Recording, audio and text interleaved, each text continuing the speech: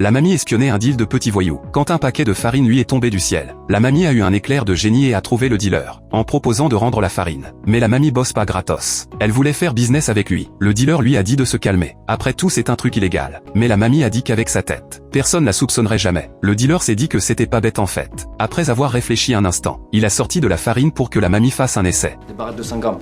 Vous me prenez pour qui? Pour montrer son professionnalisme, la mamie s'est levée et est partie. Mais une fois chez elle, elle a découvert que le truc était grave dur. Un couteau bien aiguisé arrivait pas à le couper. La scie électrique non plus. La mamie a sorti un couteau de cuisine tout neuf. Et là ça a coupé comme dans du beurre. Le découpage de la farine était fait. Mais un nouveau problème se posait. À quel prix vendre le truc? Comme on dit en cas de problème, appelle la police. Du coup la mamie y est allée avec un esprit studieux, au commissariat, et a demandé le prix à son gendre flic. Le gendre s'est douté de rien, et a commencé à expliquer les tarifs à sa belle-mère. Ça nous met le gramme à combien tout ça? Elle a failli se griller, mais personne pouvait imaginer qu'une vieille dame ferait un truc pareil. Une fois le prix en tête, la mamie s'est rendue au coin de vente de la farine. Elle abordait tout le monde en proposant de la farine, pas chère et en grande quantité. La mamie a compris que le mec se trompait. Elle a direct sorti son paquet de farine. Le mec a senti l'odeur et c'était du bon.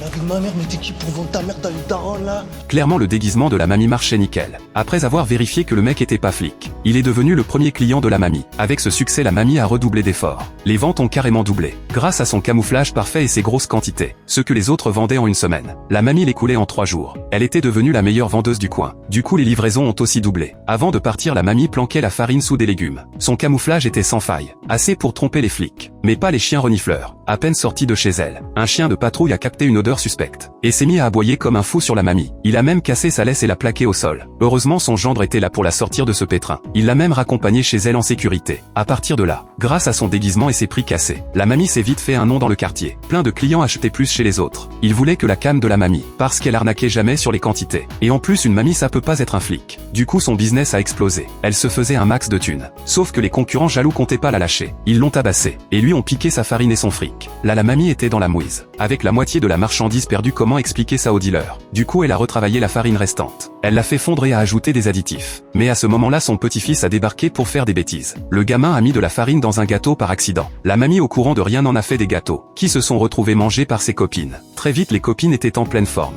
Cette expérience a grave inspiré la mamie. Elle a décidé de mélanger la farine dans des gâteaux. Au début les junkies étaient pas intéressés, mais ils faisaient grave confiance à la mamie. Par curiosité ils en ont acheté un pour goûter. Et ces gâteaux délicieux et planants ont refait de la mamie une star.